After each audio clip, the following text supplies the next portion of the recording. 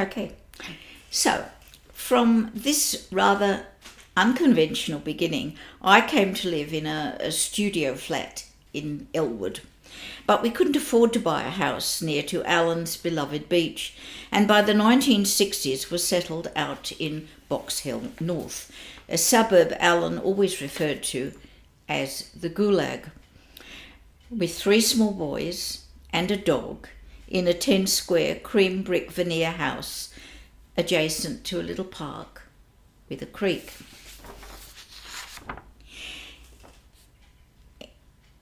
And so this is from chapter 3, called The Gulag. In 1963, Betty Friedan published The Feminine Mystique, which I read with growing awareness of the social changes around me. My sexual education had been quite negligible. Naturally, there were no discussions with Sadie or even a sympathetic aunt. When I finally fled home for the anticipated freedom of that bedsit in Hampstead, it didn't really live up to my expectations. Romantic encounters were quite sparse. There'd been a young Jewish German refugee in Cardiff. I met him through my cousin. Very sweet, very earnest, and aiming to settle in Israel. I said I couldn't possibly go with him because the only place I'd be happy, other than London, was Paris. Such a snob I was. Then there was the Marks and Spencer store manager, ambitious, brash, and full of get up and go. I wrecked that by breaking a wine glass and cutting my foot on the way to bed. A graphic artist who illustrated some well-known books took my fancy, but I didn't take his, so that didn't go far. They were all Jewish and in one way or another symptomatic of a community that I found stuffy, conservative, snobbish and very dull. By the 1950s, my desperate family were trying hard to fix me up with distant cousins, uncles by marriage and friends of friends, anyone at all. I was not willing to mortify Sadie and Solly by marrying out, and I gave up on the whole idea. I thought a single life with the occasional affair, Jewish or not wouldn't much matter, and they didn't need to know, was a compromise. I saw myself as a modern blue stocking, a little like Aunt Rachel, whose history was discussed among the family in hushed tones. The breath of fresh air that Alan and the rest of the young Australians brought into my life was an irresistible call to freedom. I'd never realised there was a different kind of Jew in Australia. The photographs of our life in the early 60s show Alan very happy in his role as provider, whereas I often look exhausted. He had no good memories to call on and had to find his own way into fatherhood. We were slowly building a life with 3 children, a mortgage, a little car and a dog. We were a suburban family, not particularly Jewish, hanging on by a thread to the community in far-off St Kilda. Now, Solly's Girlie is not a standard chronology, a list of who married whom and a catalogue of their children. It follows my life, but there are speculative detours. So this next bit is from chapter 9, which I've called My Country, Right or Wrong.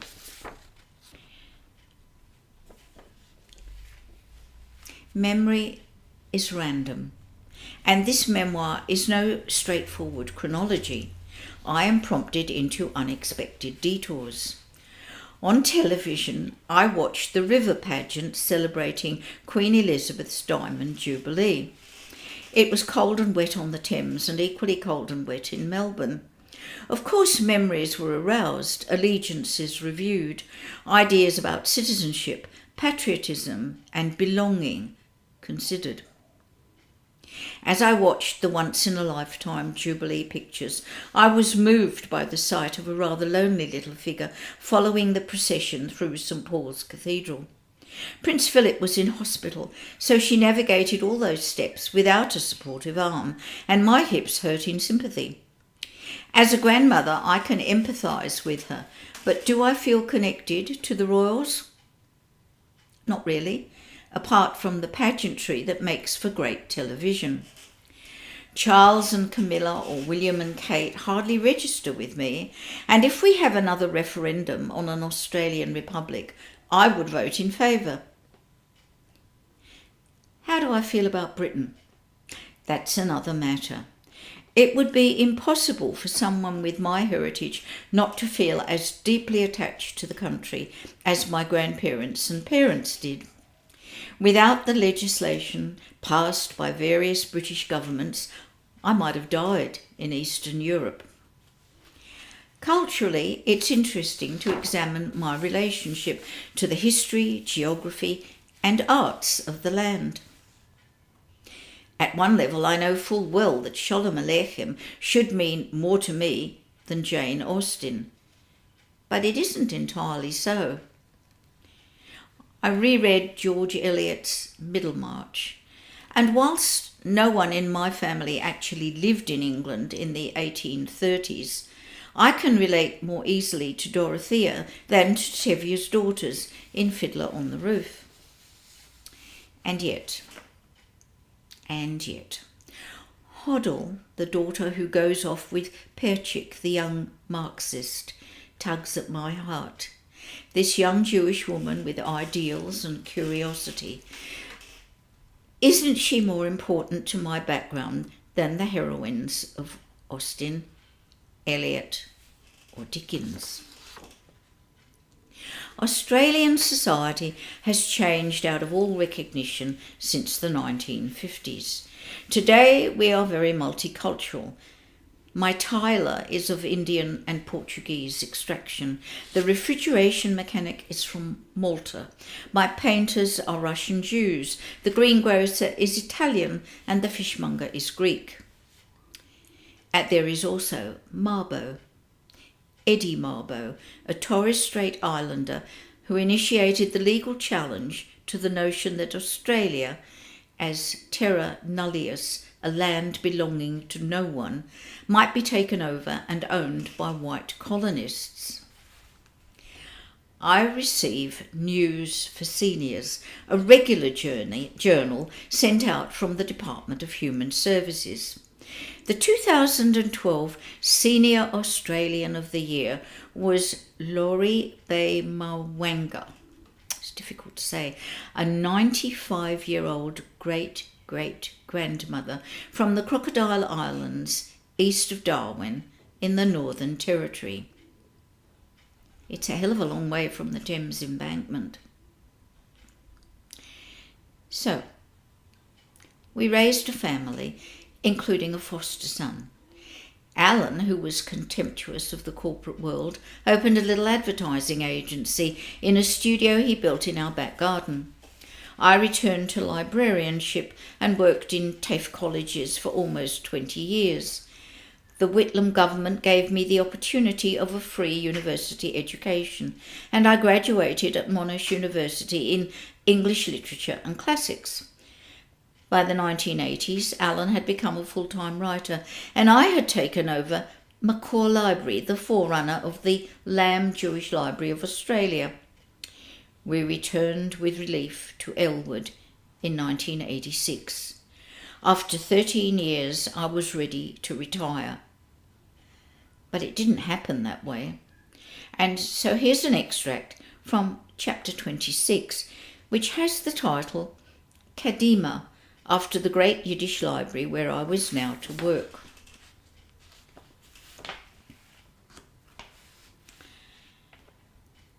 My 13 years as director of Macquarie had changed me profoundly. They had made me a much more thoughtful Jew. I was no more orthodox than I'd ever been and was not passionate about the direction of Israeli politics. I hadn't mastered modern Hebrew and for that matter couldn't speak Yiddish, but I had embraced my heritage, a problematic concept difficult for me to explain, and I won't try. My colleagues in the Jewish community came from across the spectrum of Jewish life, from the very observant to the completely secular. Identifying my place in this rich mix proved quite challenging. Obscure arcane customs from darkest 18th century Poland or a retreat into mysticism were not for me. Neither did I describe myself as traditional, that catch-all word that always seems slightly apologetic. We keep kosher but eat oysters in restaurants. I think too that I shall always remain distant from the Baal Teshuvah, the religious movement that first took off in the 1960s to bring hippies back into the fold and has since blossomed so vigorously into a search for spirituality in our confusing world. It's just not me. In 2000, my dreams of retirement evaporated. Rachel Kalman, Kadimah's vice president, told me that as I had nothing much to do now, I should get on with cataloguing the Kadimah library myself. From my home computer, I would be able to access the Makor network, which by this time had expanded to include the libraries of the Holocaust Museum, the Sephardi Synagogue, the Australian Jewish Historical Society, and the Australian Jewish Genealogical Society. I really had no choice. For the next 12 years, I spent about 20 hours a week, Jewish and summer holidays excluded, cataloguing, and on Wednesday mornings delivered and picked up a seemingly never-ending stream of bags and boxes of old Yiddish books. It was an education and taught me much more about my heritage. At Makor, I had worked in an English and modern Hebrew environment, but at the Kadimah I was transported back to Europe, to my family's roots and the Yiddish culture of my ancestors. Professionally, it was a huge challenge, for I didn't understand the language and had to master the alphabet. The elderly volunteers, who all had Yiddish as their Mamalosh, their mother tongue, and European politics and history in their bloodstream, were amused by my efforts and provided me with translations and transliterations so I might make coherent catalogue entries. On the one hand, they didn't know much about library modern practices. If I mentioned that I'd been searching for information on the Library of Congress database, they really were unable to visualise it. Most of the books in the Kadimah collection were brought to Australia by immigrants who then donated them. Many items are fragile but have great historic importance. I learned with surprise that poetry is the biggest section. It was fascinating to discover that Yiddish women writers in earlier times ran into the same sort of discrimination as their counterparts in America and England, using pseudonyms or initials in order to get their work onto a publisher's desk. I found books on politics of every shade, anarchism, socialism, communism, and the history and fate of most European Jewish communities. There were many other surprises in those boxes of shabby books. Sometimes I was delighted and amused. Gilbert and Sullivan's The Pirates of Penzance becomes Die Yom Banditen, the Sea Bandits in Yiddish. Indeed a treasure. But often I was in tears. I discovered dilapidated little booklets without a proper binding or English translation that are eyewitness accounts of the destruction of a village somewhere in Eastern Europe.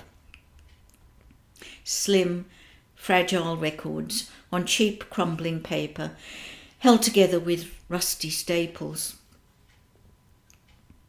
Sometimes it took me hours of searching to locate a village that had been destroyed, for place names as well as communities have been erased, and the modern atlas is unsympathetic.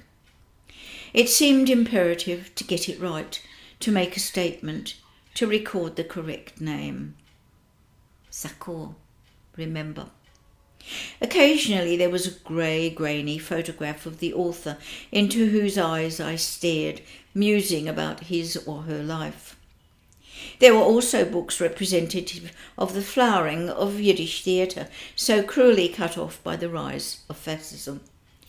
The religious books were relatively scarce, for the liturgy is in Hebrew. The Yiddish language was only used to print easy-reading texts for Orthodox women. Fiction publishing flourished, and I was amazed to find Yiddish stories published not only in Poland and Russia, but also in Buenos Aires, Mexico City, Johannesburg, and Melbourne. The classics from other European languages were there too. I found Yiddish editions of Dickens, Dumas, Tolstoy, and William Shakespeare. Writers who expressed strong humanitarian values and social consciences were particular favourites among the Jews of the Haskalah, the Enlightenment, as they emerged from the claustrophobic shtetl environments. All of this was such a long way from my personal experiences. The old-timers at Kadima could actually remember when Yiddish culture was so vibrant and were philosophical about it, but I was fresh to the history and appalled at the destruction of a way of life. I worked at home at all hours of the day and night, tripping over the boxes of old books that littered our floors. I didn't spend a lot of time actually in the Kadima, but the homely atmosphere there touched a chord. In old world environments like the Holocaust Museum or the Kadima, personal history is of great importance. Hospitality and providing an ancestry go hand in hand. Have a cup of tea and tell me all about your family. That's the way that usually started anyway. Bono, who was a stalwart Yiddishist, was gruff and abrasive, but had twinkling eyes. He had seen much misery in Europe, was left-wing in his politics, and aggravated many of the community's conservative luminaries. Early in the piece, he met me one day in the Kadima library. I must have stuck out as being someone other, for he demanded, "Where are you from?" I told Bono what I was doing and proffered the information that I came from London. No, where is your family from?" he said, brushing aside the possibility that I might have had a respectable British background. My paternal grandparents, Morris and Regina, came to mind, and I tentatively suggested Lemberg, which is now Lviv. There was an explosion, a snort of derision. "Galicianas!" he roared. "Horse thieves from Galicia!" Nathan and Eva, my maternal grandparents from further east near Kiev, were received a little better and gave me a touch more edge in the ancestry stakes. I found the whole atmosphere enchanting, quaint, and very warm. And now I'd like to end with the short epilogue to Tossoli's Girl. The epilogue is called Elwood. Hey, Roxy. I walk down Vautier Street and see the old-fashioned Californian bungalow where Alan found lodgings when he fled Sydney for Melbourne. I speculate about which room was his, about the hopes and dreams of the boy with the hungry eyes. In Southey Street, a striped awning and security grille now guard the entrance to our studio, where I displayed Chianti bottles draped with melted wax and wondered about my new life at the bottom of the world. I have seen the house in Francis Street, Sydney, and wept over the childhood of Alva's boy. When I visited London, I went back to Daleham Gardens, Hampstead, to look at the chilly attic where Alan and I had dreamed about the 4 children we might one day have. I have stood outside 36 Ashurst Drive, probably for the last time, and looked up at the window of the little box room that was mine. The house was a haven for Sadie and Solly, but not so for me. There is also suburban Curry Street, Box Hill, 28 years, our children's childhood. For Alan, it was the Gulag. For me, surprisingly, almost forgettable. Broadway. All the charm of the 1920s. Art Deco, mansions and cottages, all bravely holding back the brutality of modern development. Elwood. Beach promenades, the elders and the new aspirationals, holding fast to seaside charm and ice cream parlours. Here is where the boy from Bondi always wanted to bring his £10 pom. Not exactly a Sydney surf beach, Port Phillip Bay is more sedate and serious, but just right for who we were, for who I am. Thank you very much.